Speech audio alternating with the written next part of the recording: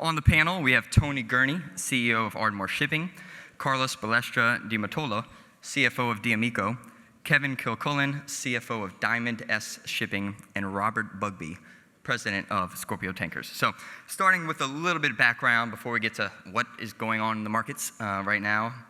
Obviously, that's what a lot of people want to hear about. And then a little bit on IMO 2020 and a few other ancillary things. So before we get to kind of where we are today, just wanted to look at where we've been the last 6 months and kind of how we got to these levels, right? So with that, last fourth quarter, you saw LR2 rates kind of peaking, maybe at 35,000 a day, which we're above now. We'll get to later. MRs were maybe 25,000 a day, which we're getting close to now. Then first half of the year, first 9 months of the year, let's be real, we're pretty weak. So if you want to start with that, Tony, kind of talking about how we got from these January levels to September before we get into where we are in the last couple weeks. Yeah, is Mike live? Is it? I don't hear it. There we are, good. Yeah, so I should have read your email more closely, but so yeah, how did we get from January to here? Look, overall, 2019 has been much better than 2018. I think sort of in the middle of the year, we started feeling the kind of headwinds or lack of wind from the global economic slowdown and the trade war. But all that's changed very quickly. Sure. I think one thing I'd like to maybe discuss a little bit later, maybe not now, but what's behind the product market rally, for sure, as opposed to the crude market rally, because I think they're different. Absolutely. Okay, so. Yeah, we will get to that. So, yeah. All right, well, as you kind of alluded to, rates, June, July, August, a little underwhelming. September, underwhelming. Recently, we're seeing a surge. LR2s, on my notes here, were 45,000 a day. Robert pointed out today, they're 65,000 a day, right? So these numbers are a little stale. LR2s, 65,000 a day. MRs, around 20,000 a day. So two important questions. Kevin, first to you. What demand drivers have pushed up rates here in recent weeks, much less days? And what are some of these kind of longer-term drivers, Tony, if you want to add to this, that might cause this to be more of a sustained kind of cyclical recovery and not just a one-month trade? Well, as Tony said, I think we'll get into some of the product-specific stuff. The very recent near-term jump in LR2s is clearly being pulled by the crude market. I think you're seeing some switching. Everybody on the panel probably has heard a different number of LR2s that have flopped from clean to dirty or plan to at the completion of their next voyage. And you're seeing a direct impact on LR2 rates because of that. Each LR2 that leaves the products market has a much bigger impact on the products market than it does on the crude market. And so the rates are being dragged up from the top. I think we'll probably get into it later, but there are a number of fundamental changes and excitement around product carriers specifically that lead to a very bullish, moderate, intermediate term outlook. Great. All right, Robert, you're the only one up here with some LR2 exposure. So what's going on there? Why are they triple the rate of an MR? Is there a lot of just LR2 switching? And speaking of switching, I've heard in the last hour that there's MRs switching from clean to dirty. So maybe talk about the spread between LR2s and MRs. Is it going to stay triple? And then maybe some MR switching. Okay, so first of all, I think that, yes, the LR2 is going to expand its margin over the MRs for a couple of reasons. Firstly is that in any bull market, it sort of benefits the top dog, as it were. The VLCCs are a multiple of Aframaxes in the crude market, and Cape sizes normally become a multiple of the value of, let's say, handy sizes or Ultramaxes in the dry cargo market. So it would be perfectly natural to expect that LR2s will expand as we go into a bull market here. The second thing is that fuel cost is going to be higher, and therefore that means that the price per ton at which you can break or crack an LR2 cargo into two MR cargoes will therefore be higher, because the LR2 is going to be more efficient. A modern eco scrubber-fitted LR2 is just going to have a much better economics than an older non-scrubber-fitted MR, so that'll be there. I think that it's important to just start with where we are, on a factual position. These markets are moving pretty quick. I think that, certainly LR2s today have crossed $100,000 a day, and MRs have had a reasonable jump from 22,000 to 35,000. So those markets, the product market itself now is coming into its own. What's fantastic with the product market is that we have everything on the come. We have not just EMO 2020 shipments, which are going to have to start coming soon, but we have that wonderful friend to the product market called winter, which is coming. And then if that wasn't good enough, come January, February, and this again is going to help LR2s, you've got some pretty big refineries opening up in the Middle East that are going to really stimulate the export demand. So I think we really are entering some abnormal times. I think that people get a bit confused today. The tanker stocks have sold off. I think partly that's because one of the tanker companies, I don't know which it is, whether it's an LNG tanker company or a crude oil tanker company or a product tanker company, suddenly started to try to do a wall cross during the early part of the day. Obviously, I don't know which that company is, so that started to freak out a few of the funds. But I think it's very clear that we're entering into this, great place where finally we're going to have a bull market. So the company is not Scorpio Tankers? No, it's not Scorpio Tankers. To be clear, and real quick, before I let this comment go in passing. It's not Scorpio Product Bulkers either. Okay, good. That was my next question. No. You were saying LR2s, there was fixtures at 100,000 a day or bids at 100,000 a day? MRs, fixtures at 32, 35? Yeah, I'm really not guessing on this one. Okay. Well, you were the one who said they were rates at those levels today. Sorry? You said there's rates at LR2s 100,000 a day and MRs at 30 plus thousand. Yeah, I could read you my trading report if I wanted to, but I probably have to kill you. At your word you for just it. have to take it at my word. I mean, these are really strong things. Sure. I mean, I'd like to put, something that's really incredible here is this, you talk about the market, and I asked Tony this question earlier.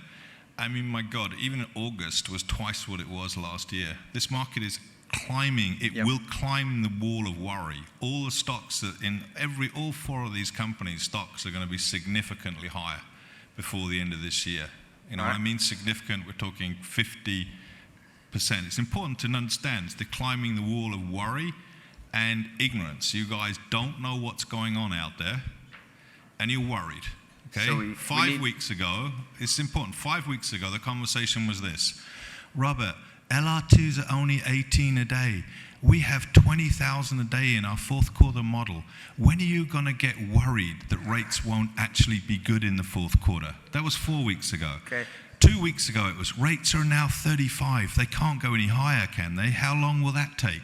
Okay. 3 days ago, it was they're now 50. They've obviously got to pull back. Right. Today, I heard 4 times today, 4 people in one-on-ones go, "You know what's holding your stock price back, Robert, don't you?" And I said, "What?"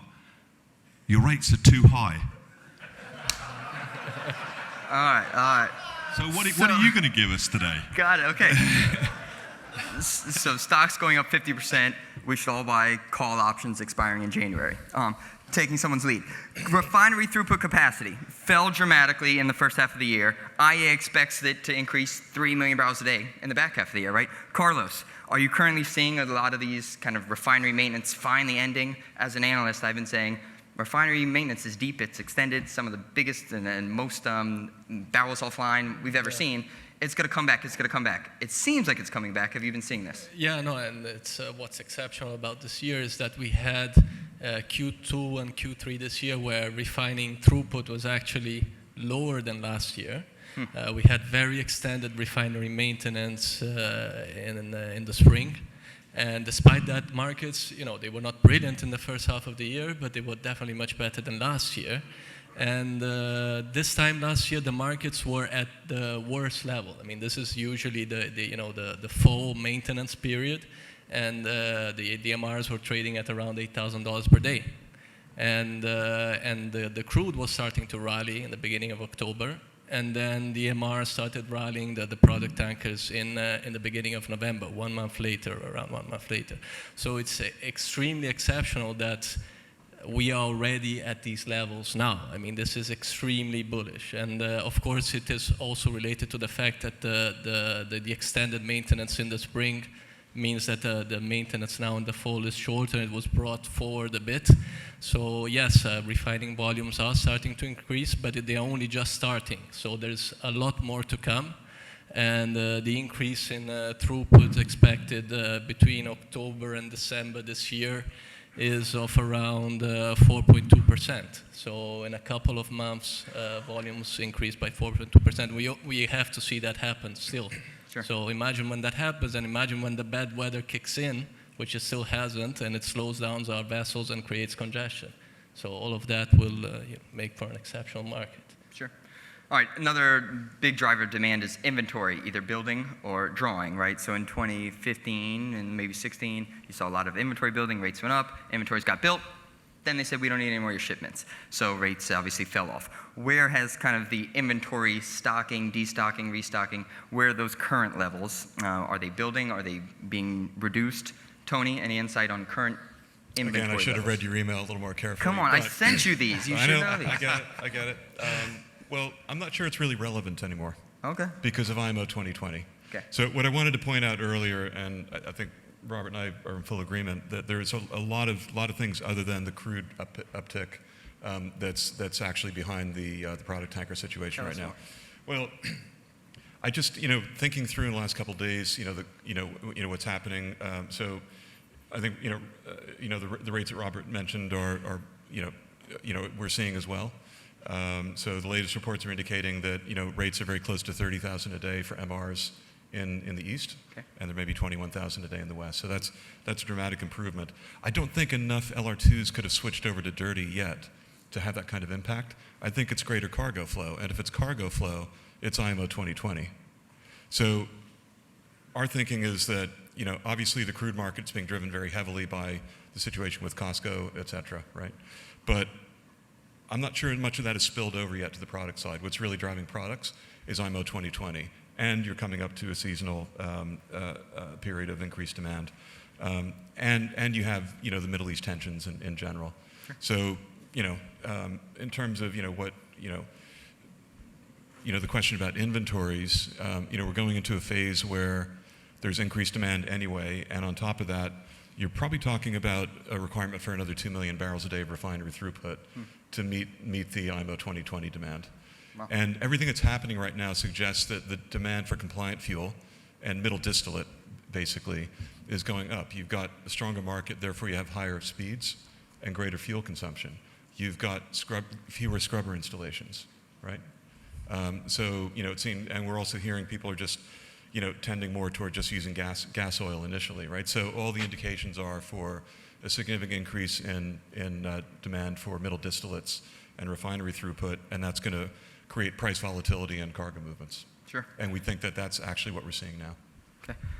One more question on demand, and Kevin, I was going to ask you about demand impacts from IMO 2020, but I think Tony answered it pretty well. So I'll switch to U.S.-China trade deal.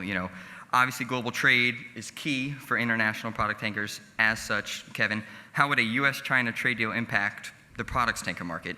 And could the industry remain firm without a trade deal? How meaningful is a trade deal, pro or con? Look, I think global refined products demand is truly global. So when you're talking about a decrease of one trade lane, it leads to an increase in another trade lane. Decreased tensions between the U.S. and China is probably a positive, as U.S.-China is obviously the longest trade route in the whole tanker market. So I would have to assume that a decrease in the tensions between U.S. and China, any particular trade deals are obviously probably a positive to the whole tanker market. I do want to make one point on the inventory question that Tony answered. I don't think that people have also appreciated enough that the first domino to fall in the IMO 2020 story was actually a global destocking of HFO inventories. And that HFO product coming out of inventory as shoreside tanks are trying to manage to zero or near zero come 2020 led to a decreased demand for seaborne tanker trade. I think that has now flipped around. And that, when we talk about the crude market and you talk about Costco being the spark that really ignited the recent super rally in crude rates, you could see compliant fuel and IMO 2020 demand really be that spark in the products market. And as Tony said, we absolutely think that is coming in the fourth quarter. Okay, let's switch gears to tanker supply, maybe a little bit on your respective fleets. I know you're all tanker companies, but there's a little differences, right? Carlos, you're primarily focused on MRs. Why kind of focus on this asset class instead of branching out to maybe LRs or even to crude tankers? Yeah, that has been a decision that was taken a long time ago for the group. It's historically been the sector we have been focused on. It is the most flexible type of vessel, the preferred vessel for traders. It is a resilient vessel, which also, when markets are not brilliant, does quite well.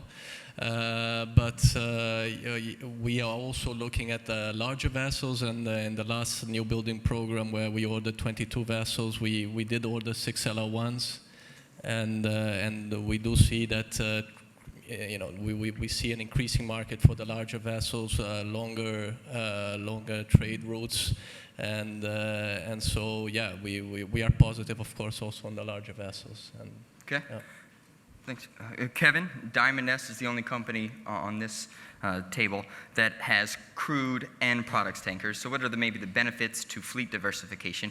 And to put you on the spot, what do you think wins more in 2020, IMO 2020? Is it crude tankers or is it products tankers?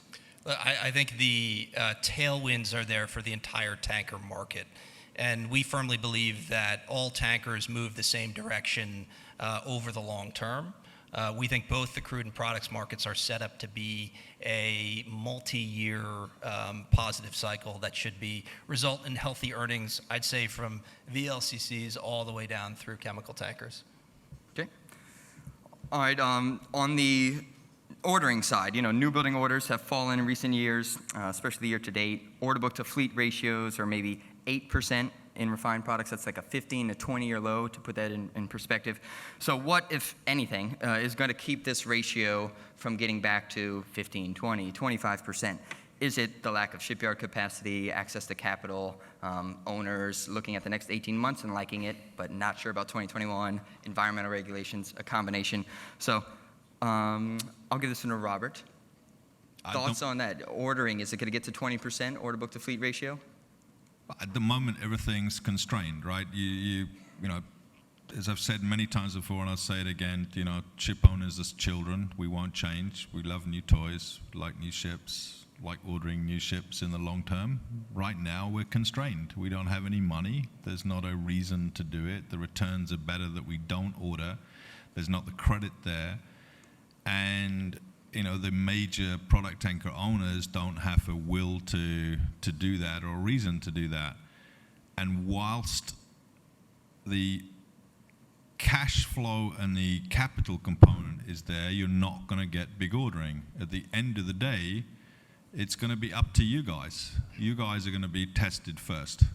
You're going to see secondary sometime, not now, but sometime in the next 6-9 months, somebody's going to come and try and do a secondary use of proceeds, new buildings.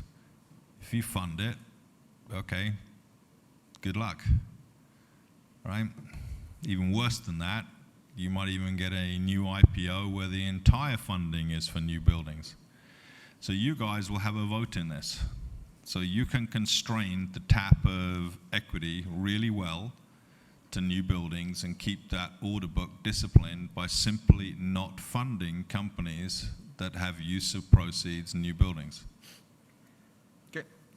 All right, switching over to IMO 2020, just a kind of a 4-part question, giving all of you a few opportunities to talk here. Carlos, how will IMO benefit the products tanker industry on the supply side? Tony mentioned the demand side.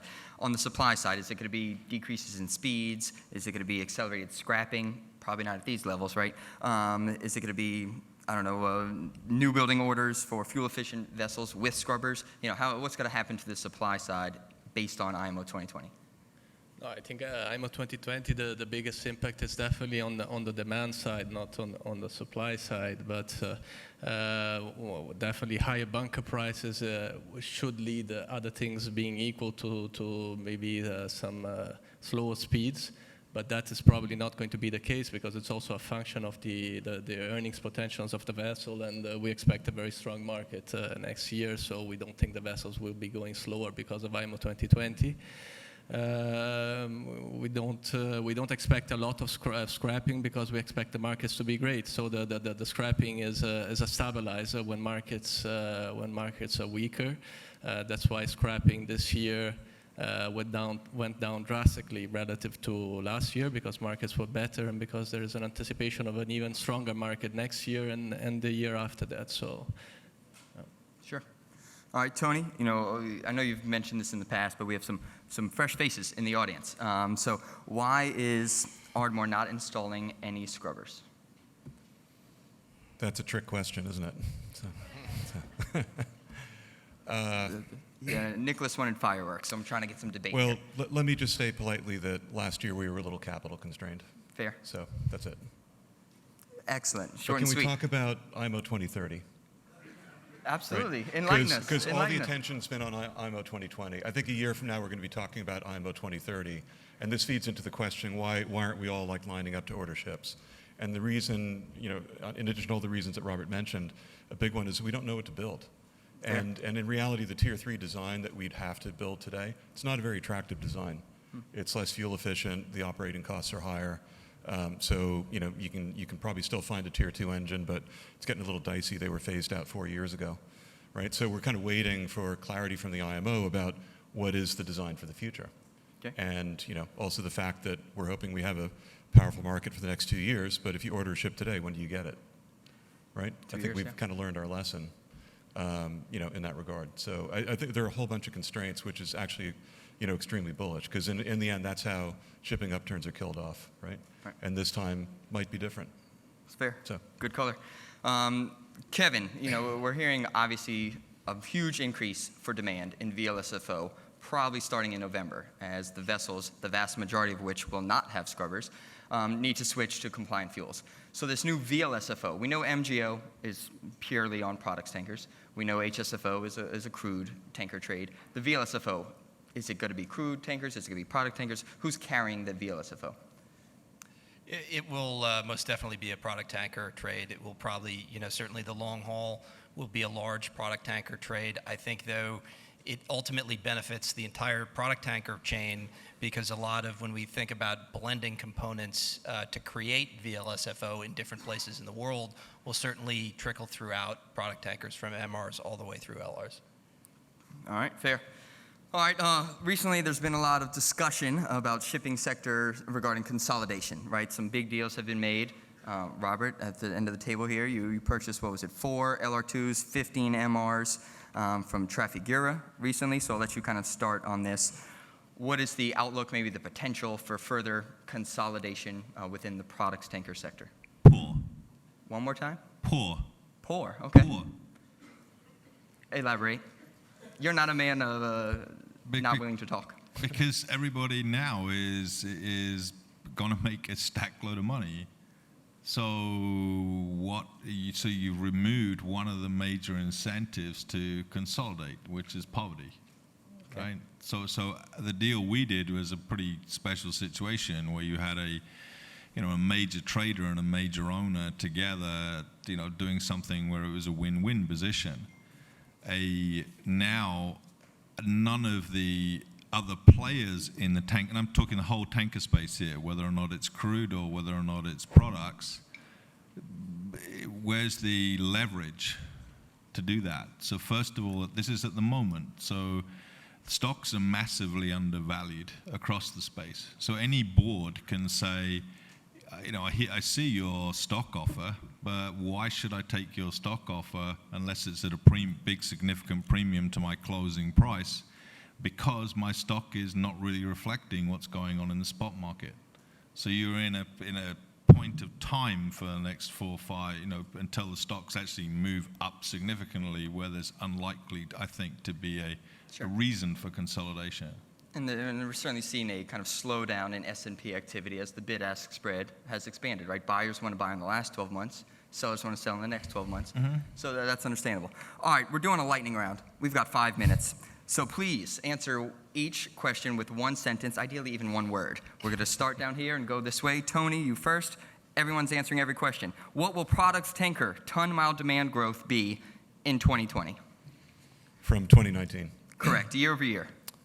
2%, 12%? 6%. 6%. 5%. Okay. 4.5. What'd you say? 4.5? 4.5. $1. All right. 6.1329.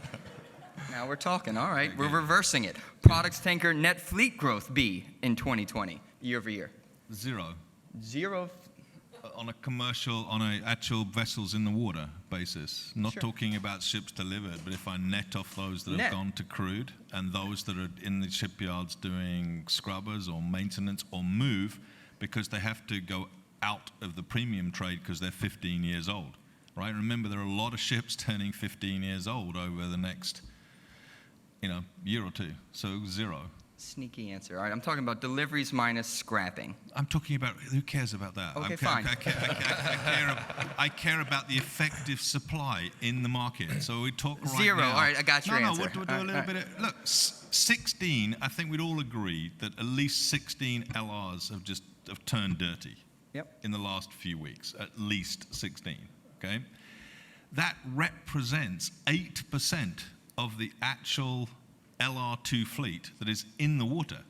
That's even if none of them were in dry docks doing scrubbers. This matters a lot. Imagine if freight shipping is a commodity. Freight is a commodity. Yes. Imagine if we left here and we looked on TV and we saw that 8% of gold production in the world has been shut in.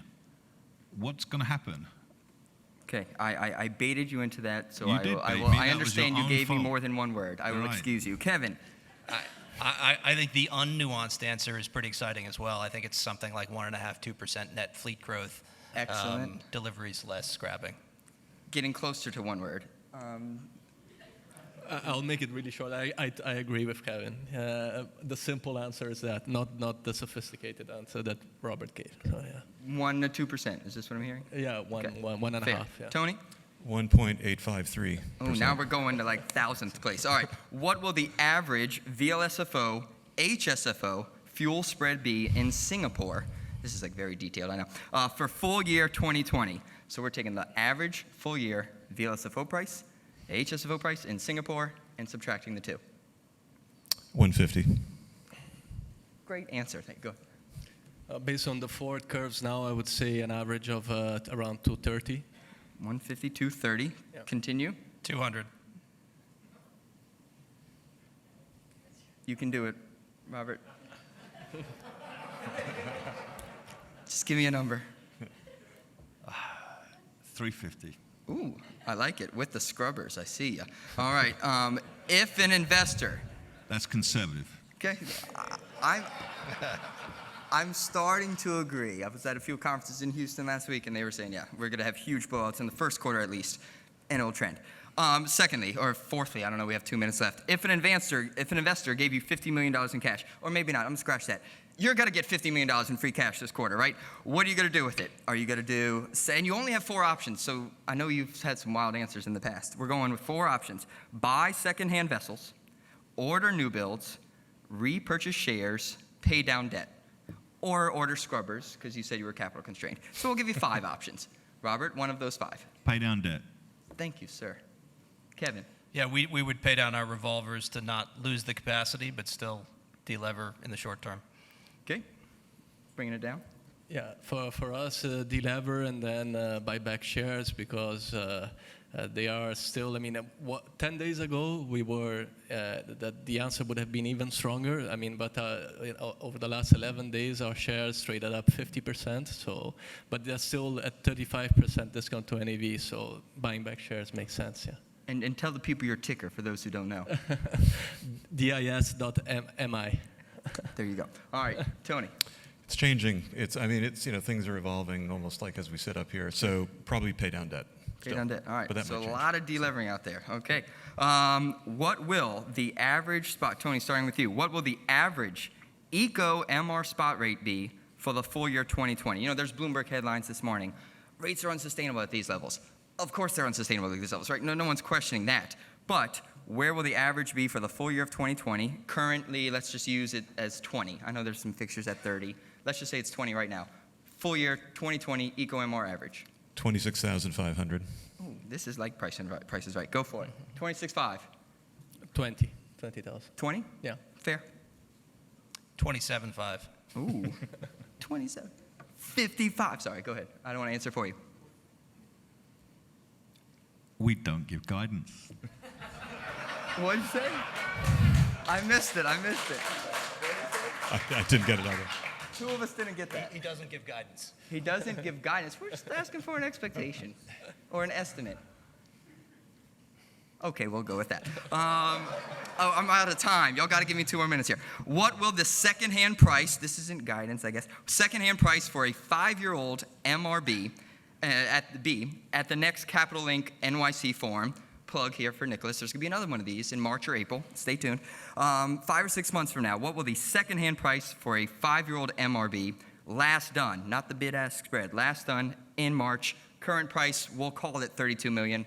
I know you can argue that it's higher. Robert, starting with you, 5-year-old MR in March. In what, March this year? In like 6 months, yeah. April, whatever. I don't know, 5 years old is a bit old for us. You'll have some 5-year-old MRs, mind you, but go ahead. Oof. No scrubbers, $40 million. $40 million, all right. 30% or so appreciation. I'm sorry, Kevin? It's actually a bit young for us, but I'd say probably 38. Okay. 35. 40, 38, 35, and That range, yeah. So. okay, 35 to 40. Last question, and I'll get you out of here. What is your expected share price gain in percent terms over the next 12 months? So your stock price as of today, it's selling off a little today, so you get it at a little lower level. 1 year from now, how much will your stock be up? Starting with you, Tony. Percent. Is this legal? What? Is this legal? Fictitiously, just I don't know, hypothetically. up 70%. 70%. 70, right. Great answer. Carlos, give me a number. I know it's around 50% in the week. In a week, yeah. No, I'm happy with another 30. I think that, and I will leave more upside for later. Deal. Kevin, 1 year from today. Yeah, we just hired a general counsel, so I have to decline to answer this question. Robert, here's your chance. I obviously can't comment on that, but I always think 100's a good number. Okay. So you can Just 'cause comment. numerically, double. 100 Right. is a good number. That's fair. So yeah, And I don't cover. That's the with the greatest in front of it. The greater sign in front of So you 100 is double. an even better number. Yeah. Got it. All right. So I don't cover D'Amico, but I do have recommendations for the other three. And to quote In Sync, buy, buy, buy. All right. That's all I got.